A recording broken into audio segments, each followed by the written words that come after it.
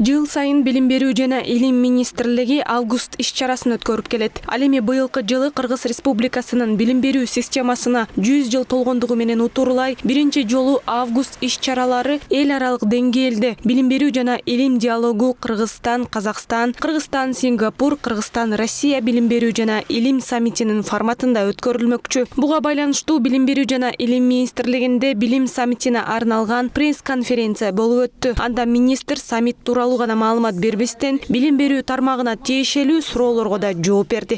Азыр мына жаңы билим берүү системасы киргенде жеке гана ошол Кембридж системасындагы китептерди жеке менчик мектептерде окуп келсе азыр жалпы мектептерге биз жеткиребиз ар бир кыргызстандыкка.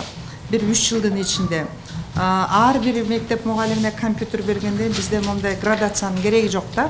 Башкача айтканда азыр ошол жаңы мыйзамда дагы гимназия статустагы мектептер жок.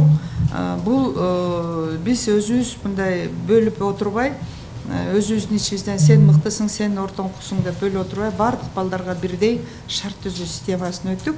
Министрликтин демилгеси менен өткөрүлүп жаткан илим саммитинин алкагында 19-20 августта Ысык көлдө Кыргызстан, Россия билим берүү жана илим диалогу аталышындагы жарманка өткөрүлөт. Мектепке чейинки билим берүүдөн баштап жогорку окуу жайдагы кесиптик билим берүүдөгү тажрыйбалары менен бөлүшүү үчүн Россиядан атайын өкүлдөр келет. Министрлик педагогикалык билим берүүдөгү тажрыйбага чоң маани берип жатабыз дейт Расул Абазбек уулу.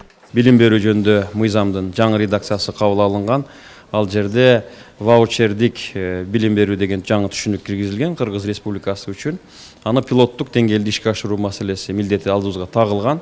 Быйыл пилоттук деңгээлде ошол балдар бакчасынан баштай турган болсок, Казакстанда буга чейин алардын тажрыйбасы бар. Ошону кантип ишке ашырышты эле.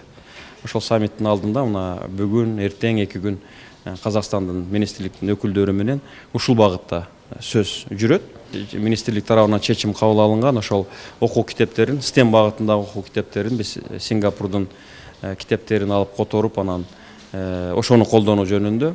Андан сырткары сапаттуу мугалим болбойын, сапаттуу окуучу болбойт да. Ошондуктан анан мугалимдерди даярдоо маселеси кандай ишке ашырылып жатат. Мугалим менен окуучунун ортосундагы өз ара байланыш, кайтарым байланыш кандай жүргүзүлүшү керек, ишке ашырылышы керек. Ушунун тегерегинде сөз жүрөт. Асел Сүйөркул кызы Гүлчоро Казымкулов, Азия ТV, Бишкек.